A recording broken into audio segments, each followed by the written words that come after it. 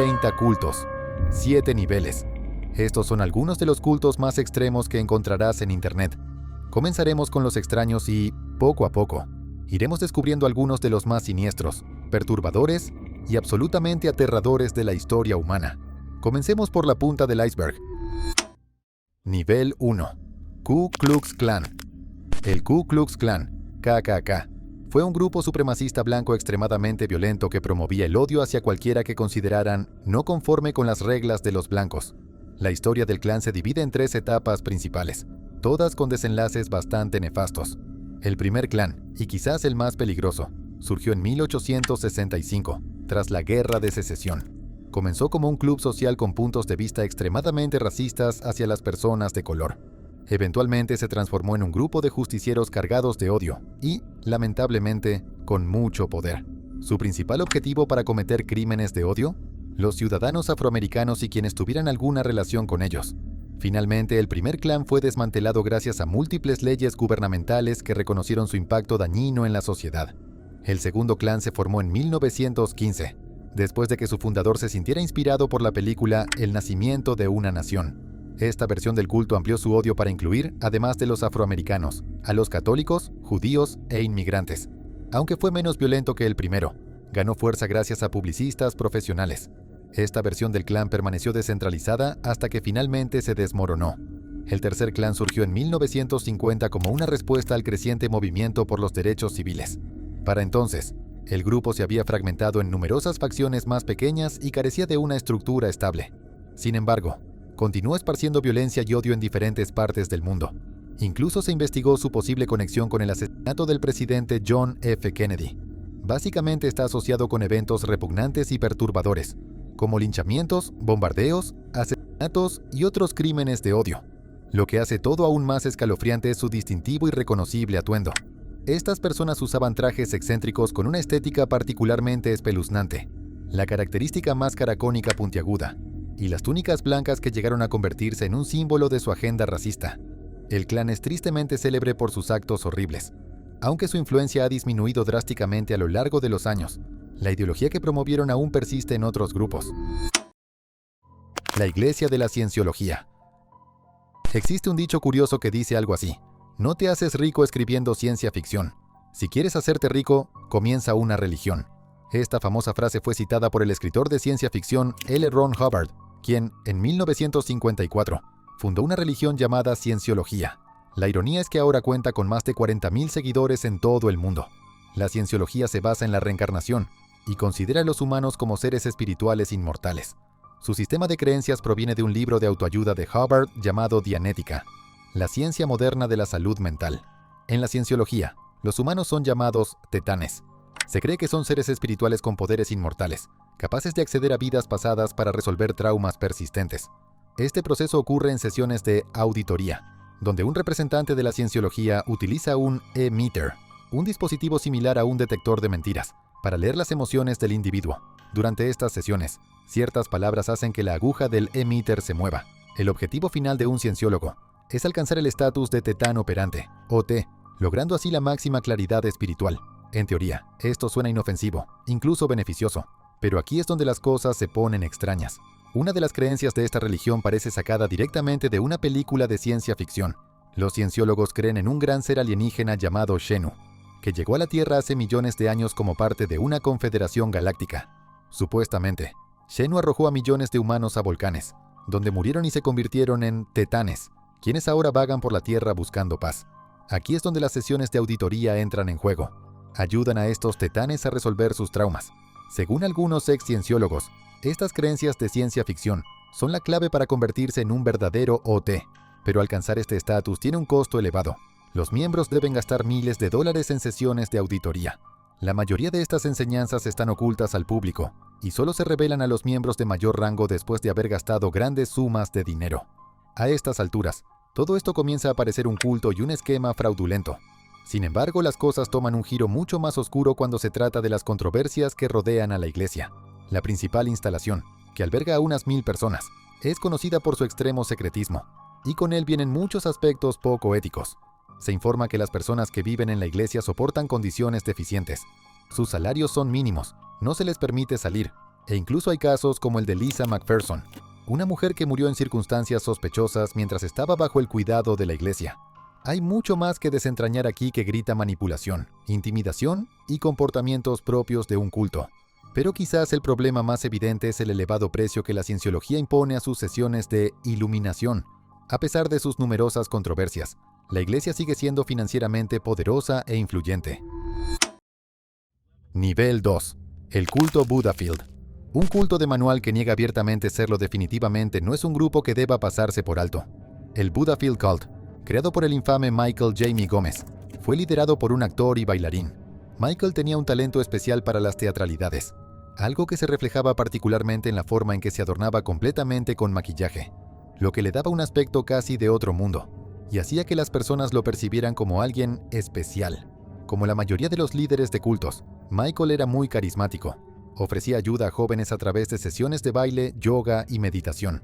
Para alguien joven en busca de propósito, la espiritualidad siempre parece un camino atractivo.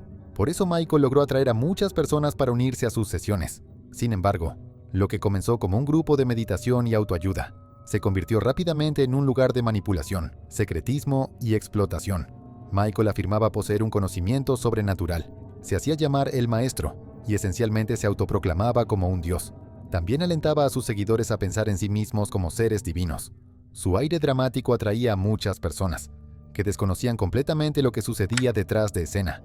Estos inquietantes sucesos salieron a la luz en 1980 gracias a un documental titulado Holy Hell. Este documental fue dirigido y filmado por Will Allen, un miembro del culto en los años 80, quien grabó toda su experiencia dentro del grupo y eventualmente produjo el documental. El propósito principal era mostrarle al mundo lo fácil que es quedar atrapado en grupos extremistas que, en apariencia, parecen paradisíacos. Bajo la fachada de esta hermosa y unida comunidad, existía un conjunto de estrictas reglas y control absoluto. Michael controlaba casi todos los aspectos de la vida de sus seguidores. No se les permitía tener relaciones, se les obligaba a cortar lazos con sus familias, y ni siquiera podían comer sin el consentimiento del líder. Trabajaban sin descanso mientras Michael disfrutaba de todo a su antojo. Fue explotación en su máxima expresión. Muchos exmiembros que lograron escapar recordaron sus experiencias extrañas, y en algunos casos, profundamente aterradoras con Michael. Un grupo que comenzó como una fuente de amor y comunidad para sus seguidores, se convirtió en su peor pesadilla. Según se informa, aún lidera un pequeño grupo de fieles devotos, lo que demuestra que el atractivo de los cultos sigue siendo tan fuerte como siempre. La Iglesia del Cordero de Dios. La Iglesia del Primogénito del Cordero de Dios, comúnmente conocida como la Iglesia del Cordero de Dios, fue una facción derivada del grupo fundamentalista mormón, la Iglesia del Primogénito. La Iglesia del Primogénito y sus ramas eran conocidas por sus creencias extremas, especialmente en cuanto a la poligamia, con líderes que a menudo tenían varias esposas al mismo tiempo. Estos grupos fueron notorios por su violencia y sus conexiones entre sí, pero una facción en particular llevó las cosas a otro nivel, separándose completamente, y fue conocida como la Iglesia del Cordero de Dios. Fue fundada por Ervil LeBaron, uno de los muchos hijos del fundador original de la rama principal. La decisión ocurrió después de que Ervil no estuviera satisfecho con su puesto como segundo al mando. En secreto, predicaba a sus seguidores que él era el verdadero profeta de la religión. Su carisma eventualmente hizo que varias personas se alejaran de la rama principal y se unieran a su propio grupo, lo que llevó a su destierro. Amargado y vengativo, Ervil dirigió el enfoque de su grupo hacia la represalia y la venganza, y en 1972 orquestó el asesinato de su hermano Joel LeBaron, quien había asumido el liderazgo de la rama principal, ahora conocida como la Iglesia del Primogénito de la Plenitud de los Tiempos. Esta rama se había distanciado de ciertos rituales radicales. Uno de ellos era el de expiación por sangre, una creencia dentro de la iglesia de que la única manera en que una persona podría ser verdaderamente purificada de sus pecados era derramando sangre. Eso fue exactamente lo que Ervil y sus seguidores hicieron cuando ordenó el asesinato de su hermano Joel.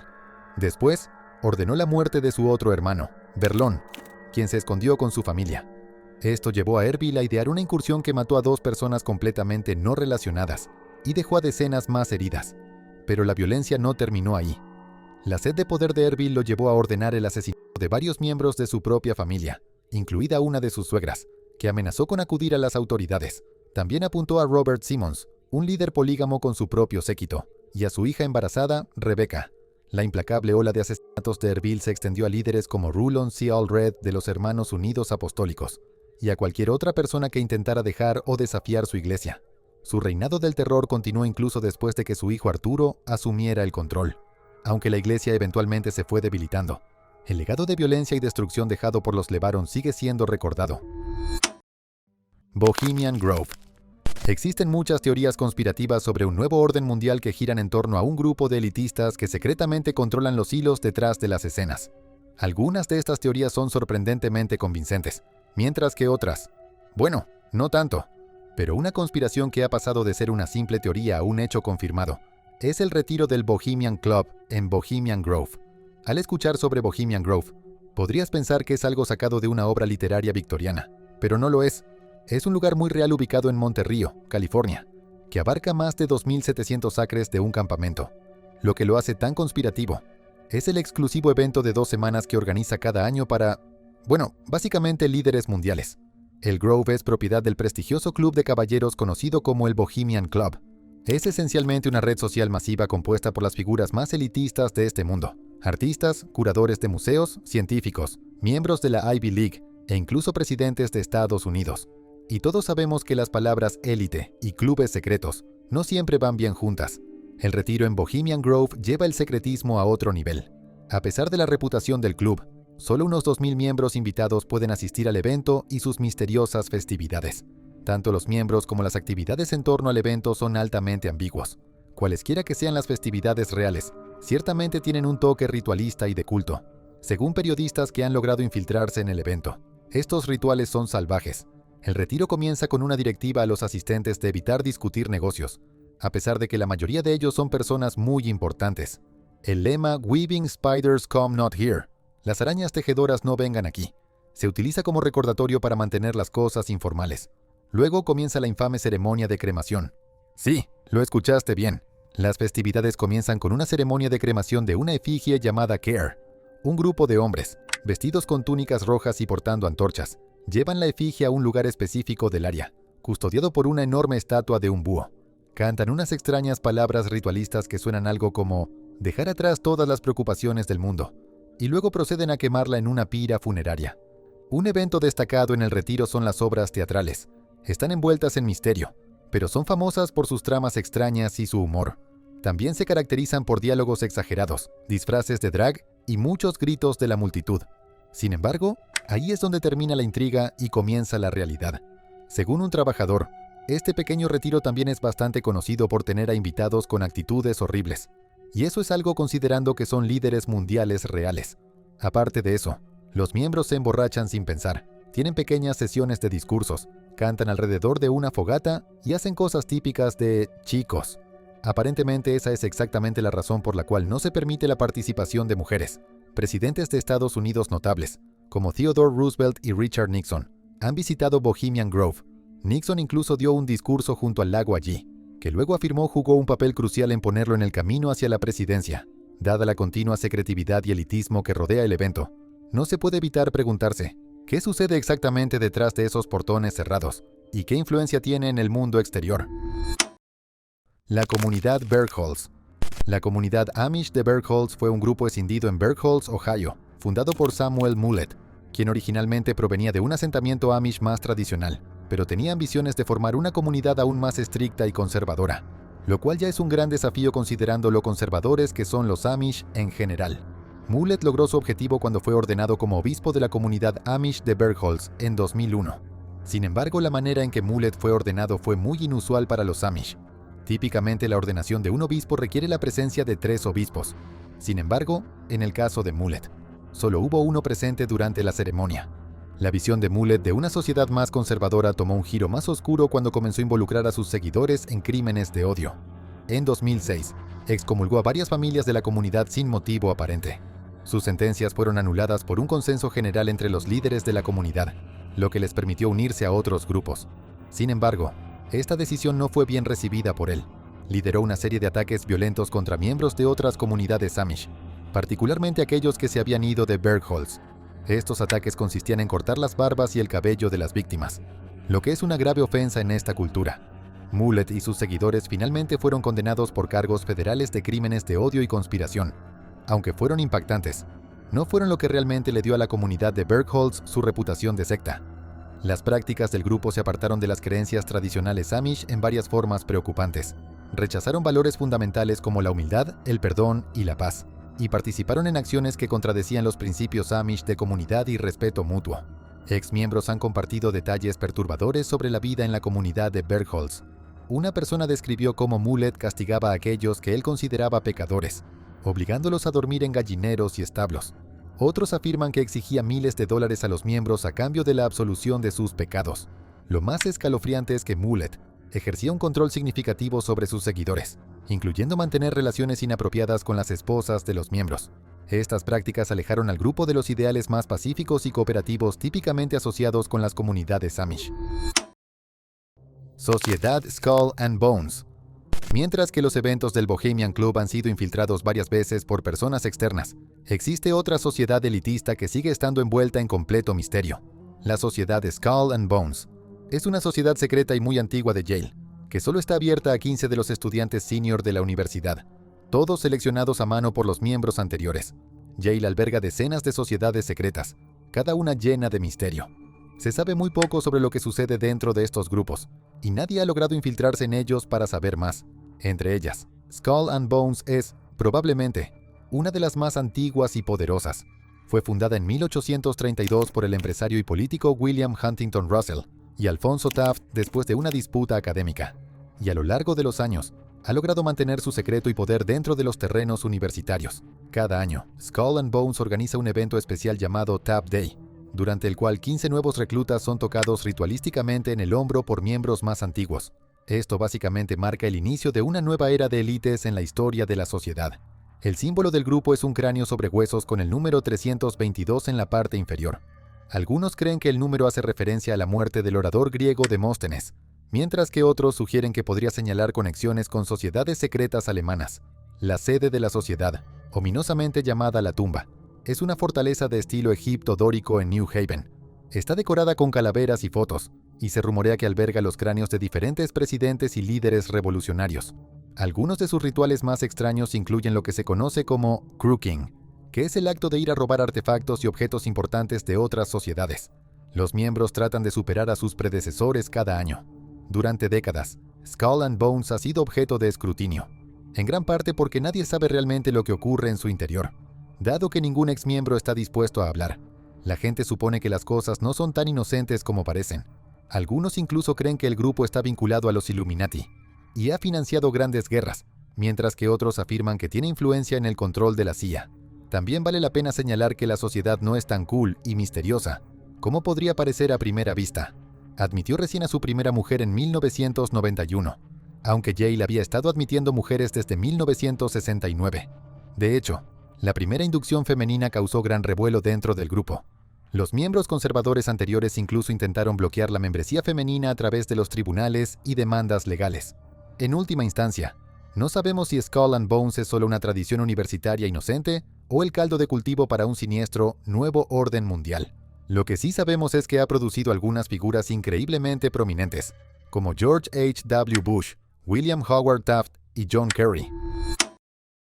Nivel 3. El culto de Synanon. Synanon fue un culto formado en 1958 por un hombre llamado Charles Dederick Sr., o Chuck. Comenzó como una organización con una causa noble, pero terminó dejando que su éxito se convirtiera en su caída. Dederick, un alcohólico en recuperación, había cambiado su vida a través de un programa de recuperación llamado Alcohólicos Anónimos. Era conocido por su carisma y agudo sentido del humor en el programa, lo que le dio su nueva vocación: ayudar a las personas. Decidió llevar a cabo su misión abriendo su propio centro de rehabilitación llamado Tender Loving Care. Desafortunadamente no era ni tierno, ni amoroso, ni cariñoso. Determinado a ayudar a los adictos a recuperarse, Dederick activamente buscaba a personas en las calles para llevarlas a su centro. Uno de sus métodos clave era el controvertido juego Synanon. Básicamente, era una terapia de ataque verbal donde los participantes se atacaban entre sí bajo la apariencia de una sanación emocional. Aunque inicialmente no era violento, las sesiones se volvieron cada vez más abusivas a medida que Synanon se transformaba en un culto de pleno derecho. El éxito se subió a la cabeza de Dederick, y el culto se expandió a edificios más grandes y declaró su programa de rehabilitación como un compromiso de por vida, afirmando que los adictos nunca podrían recuperarse por completo. Dederick incluso rebautizó la organización como la Iglesia de Synanon. en parte por beneficios fiscales, en parte para consolidar su control. El lado oscuro del culto comenzó a salir a la luz cuando surgieron informes de abusos durante las sesiones del juego Synanon. Las cosas se intensificaron cuando el abogado Paul Morans, que ayudaba a los ex-miembros a construir un caso contra Synanon, fue atacado con una serpiente de cascabel colocada en su buzón. Apenas sobrevivió. Una redada policial en uno de los edificios del culto reveló cintas de Dederick predicando abiertamente la violencia. Nuestra postura religiosa es: no te metas con nosotros. Puedes ser asesinado, literalmente muerto. Estas son amenazas reales. Eventualmente Dederick y sus principales miembros fueron arrestados. Aunque evitó la prisión debido a problemas de salud, el IRS despojó a Synanon de su estatus de exención fiscal, llevándola a la quiebra. Para 1991, el culto estaba oficialmente muerto, dejando atrás un escalofriante legado de explotación y control. La nación nuwaubiana. La nación nuwaubiana de los moros fue, por todas las definiciones imaginables, un culto. Fue creada en 1967 por un hombre llamado Dwight York.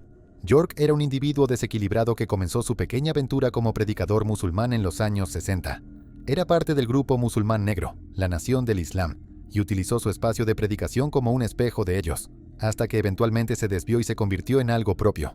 A finales de los años 60, las enseñanzas de York cambiaron, y él dio un giro. Lo que comenzó como sesiones religiosas semi-normales se transformó en algo completamente insano. Transformó sus enseñanzas en una extraña mezcla de pseudo-religión, ovnis, extraterrestres e ideas sociales controvertidas. Eventualmente sus creencias extravagantes no lo llevaron a la cárcel. De hecho, le ganaron una devota audiencia.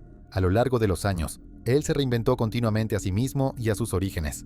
Afirmó ser descendiente de figuras históricas como el líder religioso sudanés Muhammad Ahmad, e incluso un participante afroamericano en la expedición de Lewis y Clark.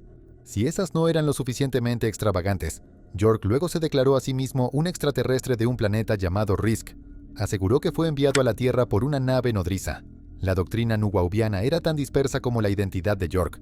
Mezclaba simbolismo egipcio antiguo, retórica de empoderamiento negro, pseudociencia y una generosa dosis de mitología extraterrestre. York reescribía constantemente la narrativa, manteniendo a sus seguidores enganchados y desorientados. De alguna manera, la gente lo compró. En los años 90, trasladó su grupo a Georgia y construyó un complejo llamado Tama-Re. Estaba casi diseñado como un parque temático egipcio. Contaba con pirámides, esfinges y jeroglíficos, todo en medio de la zona rural de Georgia.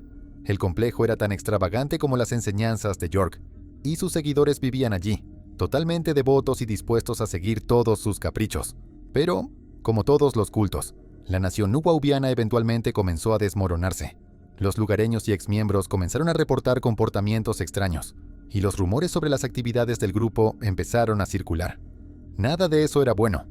El peso de los atroces crímenes de York se volvió imposible de ignorar.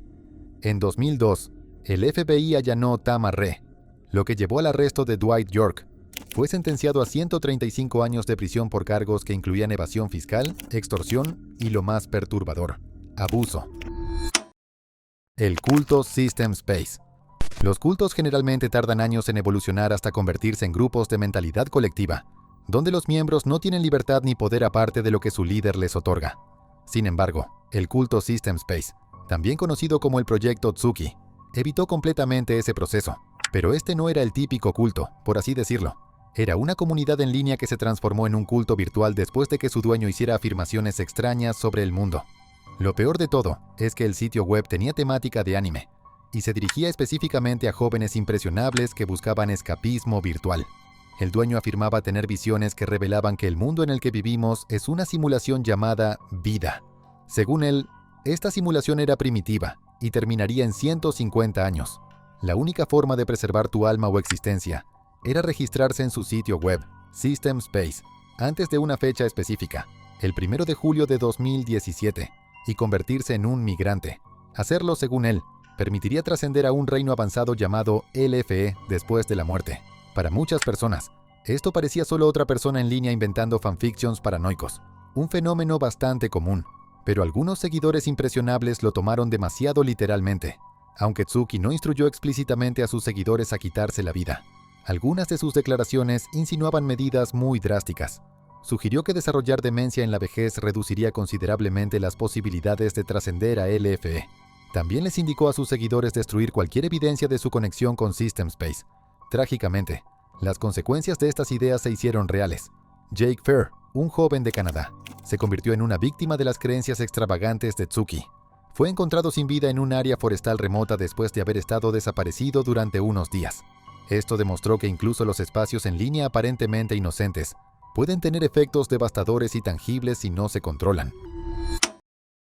La casa de Final Fantasy VII. Los cultos no siempre necesitan cientos de miembros para funcionar. De hecho, incluso un par de personas puede crear un culto completamente operativo. La casa de Final Fantasy VII es un ejemplo claro de esto. Un culto extraño que inicialmente fue desestimado como una leyenda urbana creada por personas raras en línea. Es decir, hasta que múltiples víctimas se presentaron para compartir sus experiencias. El culto giraba en torno a personajes del videojuego Final Fantasy VII. Fue iniciado por una pareja que usaba los nombres de Jen y Hoyo, ambos personajes del juego. Los dos frecuentaban comunidades de fanáticos de Final Fantasy para atrapar a sus víctimas. Se hacían amigos en el juego, mostraban empatía y eventualmente convencían a sus objetivos para que visitaran su apartamento en Pensilvania. Al principio, el juego de roles parecía inocente. Las víctimas recordaron pensar que no era más que un juego elaborado, pero la obsesión de Jen escaló rápidamente. Ella interpretaba múltiples personajes de Final Fantasy, llamándose a sí misma una vinculadora de almas, alguien conectada con numerosas personalidades ficticias. Las víctimas describieron a Jen como manipuladora y errática, cambiando frecuentemente su tono, apariencia y personalidad para ajustarse a los personajes que personificaba. Lo que comenzó como una afición extraña pronto se convirtió en una pesadilla. Jen y Hoyo finalmente convencieron a sus víctimas para que se mudaran con ellos. Una vez que lo hicieron, comenzó la verdadera explotación. La pareja se volvió completamente dependiente financieramente de sus víctimas, renunciando a sus trabajos y obligando a sus nuevos compañeros de casa a mantenerlos. Imponían demandas irracionales y controlaban todos los aspectos de la vida de las víctimas, incluyendo monitorear con quién hablaban, a quién veían y cuánto dinero ganaban. Una víctima recordó los violentos berrinches de Jen cada vez que intentaban contactar a familiares o amigos, derivados de su extrema celosía. Con el tiempo, la pareja mostró comportamientos típicos de un culto. Aislaban a las víctimas, tomaban el control de sus finanzas y les quitaban su privacidad. Aunque la mayoría logró escapar después de meses de abuso, muchas reportaron ser acechadas y acosadas por Jen incluso después de huir. Existen innumerables relatos que comparten historias sorprendentemente similares de manipulación, control y abuso. La casa de Final Fantasy VII sirve como un escalofriante recordatorio de que los cultos pueden tomar muchas formas improbables. Nivel 4. La verdadera Iglesia Ortodoxa Rusa. El culto de la verdadera Iglesia Ortodoxa Rusa fue un grupo apocalíptico que atrajo la atención por la razón más inesperada.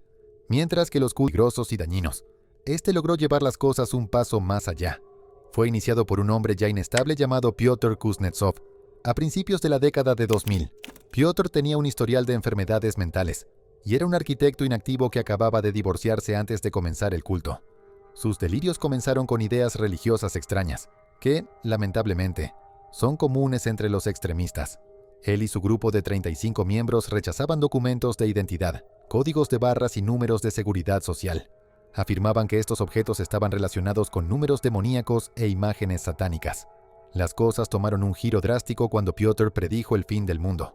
Creía que sucedería en mayo de 2008, y la única forma en que la humanidad podría sobrevivir era irse bajo tierra. Siguiendo esta creencia, su grupo de 35 personas se encerró en una cueva en Penza en noviembre de 2007. Irónicamente, Piotr no se unió a ellos. Dentro de la cueva, el grupo creó su propia comunidad, amenazando con quitarse la vida si las autoridades intentaban sacarlos. La situación comenzó a desmoronarse en marzo de 2008, cuando los primeros 7 miembros emergieron, incapaces de seguir viviendo en condiciones tan extremas. Poco a poco, más miembros siguieron. Para mayo de 2008, después de que el apocalipsis predicho por Piotr hubiera pasado, casi todos los miembros habían abandonado la cueva. La gota que colmó el vaso fue el estado inhabitable de la cueva, que había empeorado exponencialmente por la muerte y descomposición de 2 miembros dentro. Finalmente, Piotr fue considerado incapaz de ser juzgado y fue enviado a un hospital psiquiátrico para recibir tratamiento. El culto del coco. August Engelhardt fue un autor alemán y asistente de farmacia que fundó un culto de adoración al sol centrado en el frutarianismo. La parte más absurda. Engelhardt y sus seguidores comían estrictamente solo cocos. Aunque Engelhardt afirmaba adorar al sol, El sistema de creencias del culto en realidad giraba en torno a adorar los cocos en su lugar. Engelhardt siempre había estado fascinado por la vida natural. Incluso durante su tiempo como asistente de farmacia en la era industrial, predicaba un estilo de vida puro y natural. Siguió sus creencias mudándose a Papúa Nueva Guinea, yendo completamente desnudo y adoptando una dieta exclusiva de cocos. Con el tiempo su soledad lo afectó, y empezó a anhelar compañía. Fue entonces cuando comenzó su culto, la Orden del Sol. Escribió cartas a personas con ideas afines para convencerlas de unirse a él, y sorprendentemente, muchas lo hicieron. Brother Stare. Brother Stare fue un popular ministro evangelista en la década de 1990. Sus enseñanzas ganaron gran popularidad, en gran parte debido a sus convincentes, aunque infundadas, predicciones sobre el fin del mundo. Creó un séquito en torno a sus ideas religiosas basadas en el escepticismo. Pero eso no fue lo que hizo a Stare más famoso. Como muchos personajes religiosos sobreexpuestos, dejó que su fama le llegara a la cabeza y decidió formar su propia pequeña comunidad. En 1978, compró un motel en Carolina del Sur e invitó gradualmente a personas a unirse a su misión. Stare alentaba a sus seguidores a dejar atrás sus posesiones mundanas o donarlas a su comuna, que él llamaba el Ministerio del Vencedor. En el apogeo de su influencia, había reunido alrededor de 70 personas, todas viviendo juntas en una comunidad autosuficiente y muy unida. Los roles se dividían según los estereotipos de género. Las mujeres trabajaban en la cocina, mientras que los hombres se encargaban de las granjas. Además de gestionar la comuna, Stare continuó difundiendo sus enseñanzas a nivel mundial a través de transmisiones radiales. Sus sermones se escuchaban en varios países de distintos continentes. En un momento, se transmitían en 120 estaciones de radio diferentes. Las cosas empezaron a desmoronarse cuando Stare enfrentó múltiples acusaciones de mala conducta grave.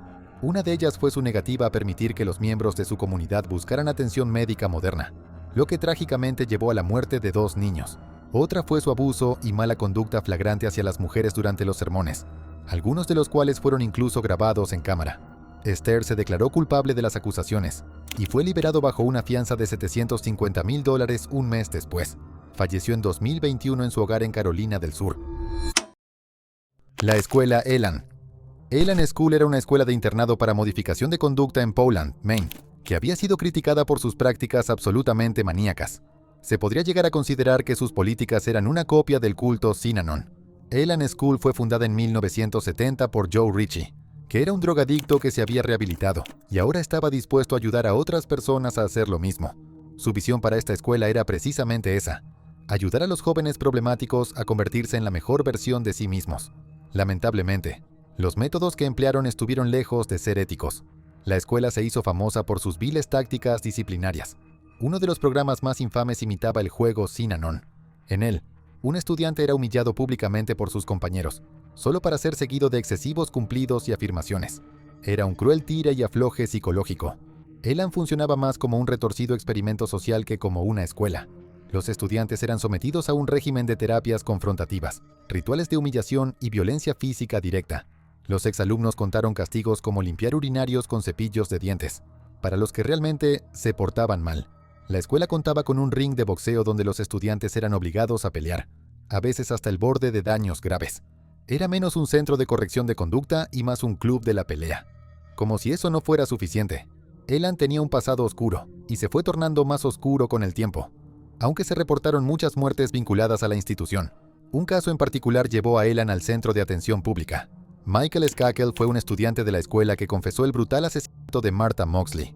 Testigos afirmaron que Skakel se jactó del asesinato diciendo: «Soy un Kennedy, así que me saldré con la mía». Y efectivamente, lo era. Fue finalmente condenado a 20 años de prisión, aunque su condena fue anulada años después. Para la década de 2000, los métodos retorcidos de Elan comenzaron a salir a la luz, o más bien, Internet finalmente los expuso por lo que realmente eran. Múltiples exalumnos y víctimas salieron a compartir sus historias de abuso y trauma. Finalmente, en 2011, después de años de creciente presión, la escuela fue finalmente cerrada. NXIVM.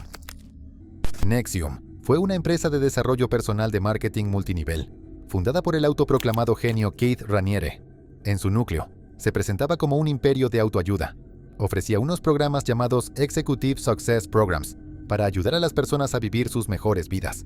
Sin embargo, como un típico líder de culto narcisista, Keith Raniere era mucho más de lo que parecía.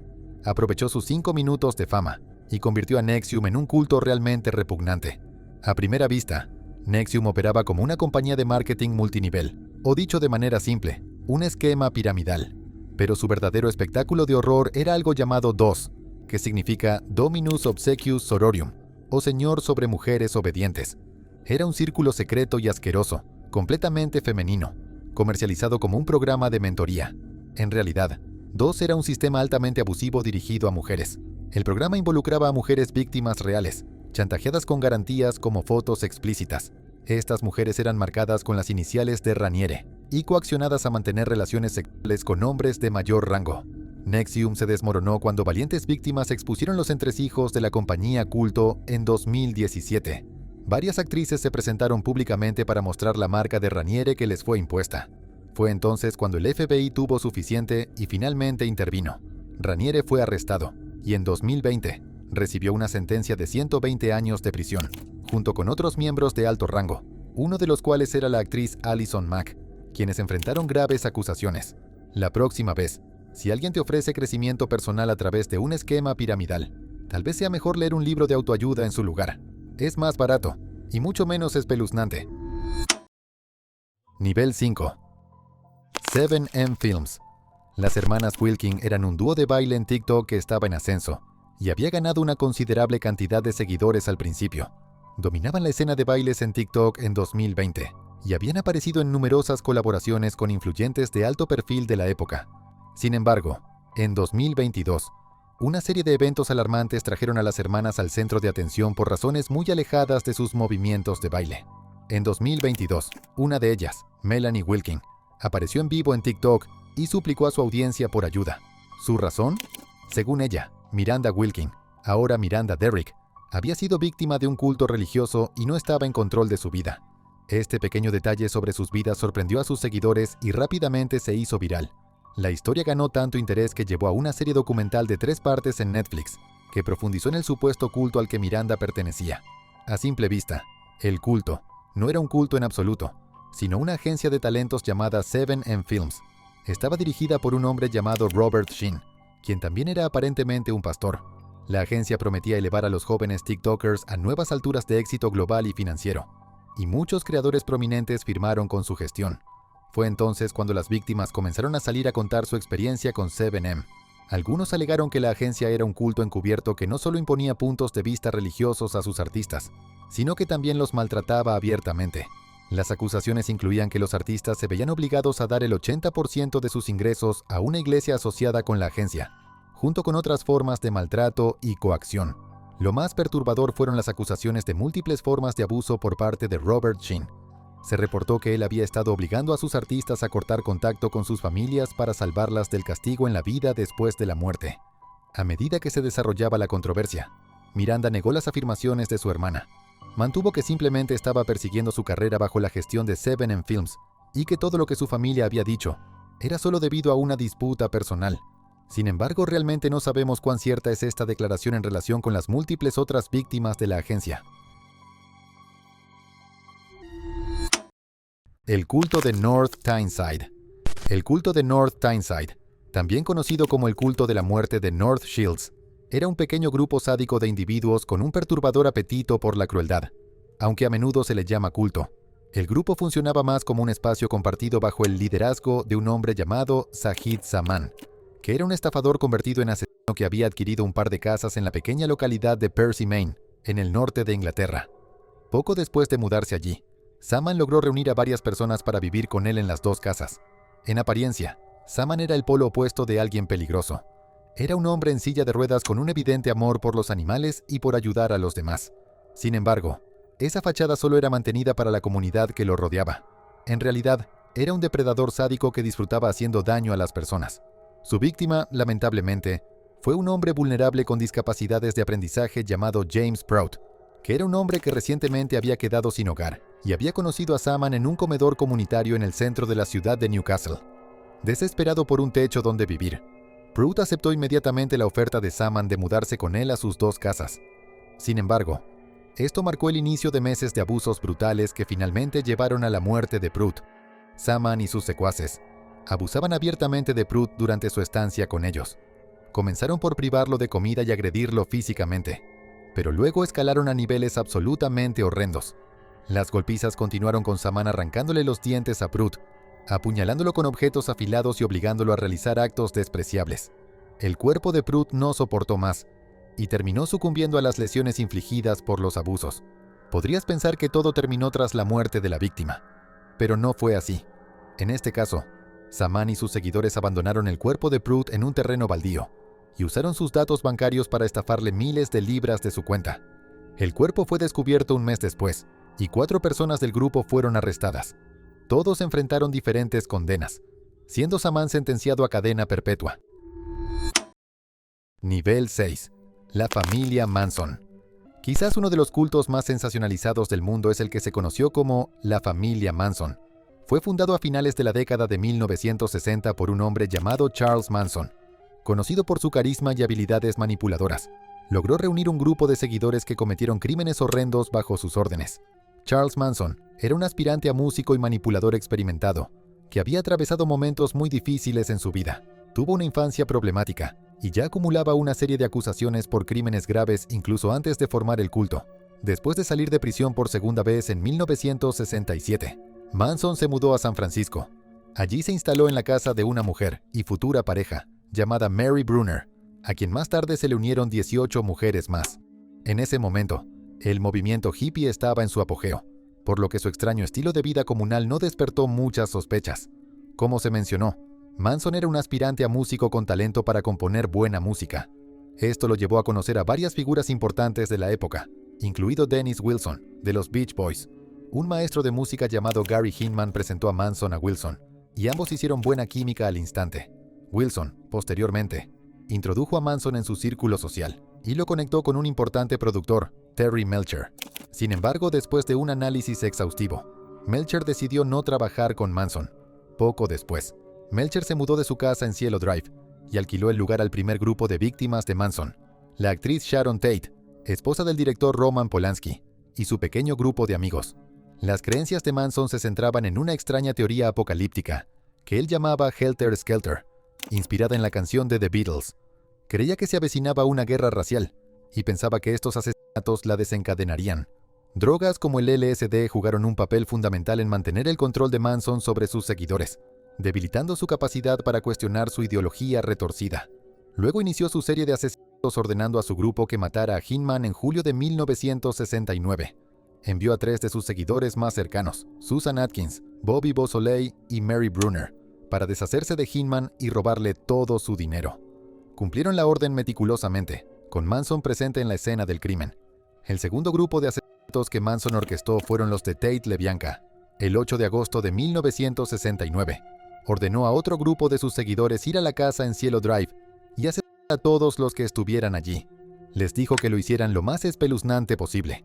Las 5 personas presentes en la residencia fueron brutalmente asesinadas esa noche horrible. Esta vez, Manson no estuvo presente. Insatisfecho con los resultados, organizó otro ataque la noche siguiente.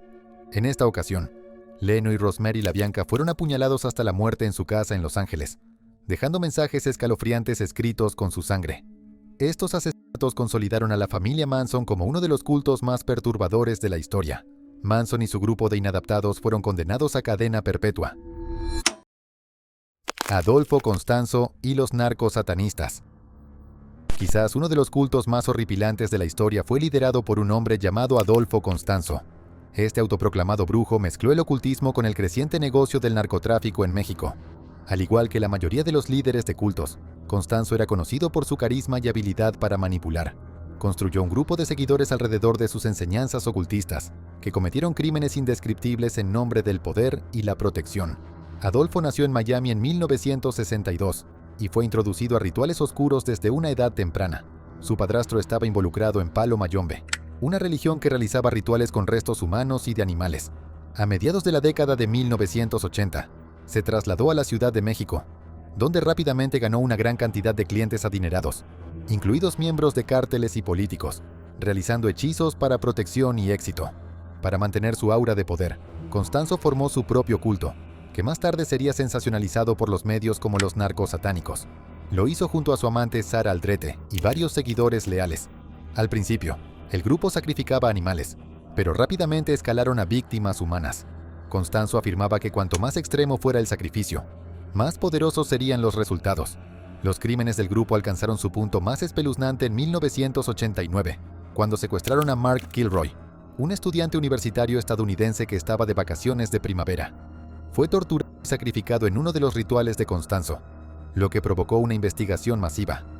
Cuando las autoridades allanaron el rancho del grupo, descubrieron un caldero lleno de restos humanos y una fosa común con cuerpos mutilados. Adolfo huyó a la Ciudad de México, pero semanas después fue acorralado por la policía. Al no querer enfrentarse a un arresto, ordenó a uno de sus seguidores que lo matara de un disparo. Y así fue. Los 14 miembros restantes de su culto fueron arrestados y condenados, incluida Sara Aldrete. El culto Kirtland. Jeffrey Lundgren fue un autoproclamado hombre de Dios que afirmaba tener visiones y conexiones espirituales directas con poderes divinos. Estaba dedicado a difundir este mensaje divino, y buscó hacerlo uniéndose a la iglesia RLDS en Ohio, Missouri, un grupo de los santos de los últimos días, ahora conocido como Comunidad de Cristo. Desafortunadamente, su ascenso al cargo de ministro en la RLDS fue interrumpido cuando la iglesia lo rechazó. Completamente indignado por esto, Lundgren hizo lo único que se le ocurrió: crear una rama separada del grupo y, con el tiempo, convertirla en un culto malicioso. Se mudó con su familia a una granja ubicada en Missouri y comenzó a atraer a personas vulnerables para que se unieran a su misión.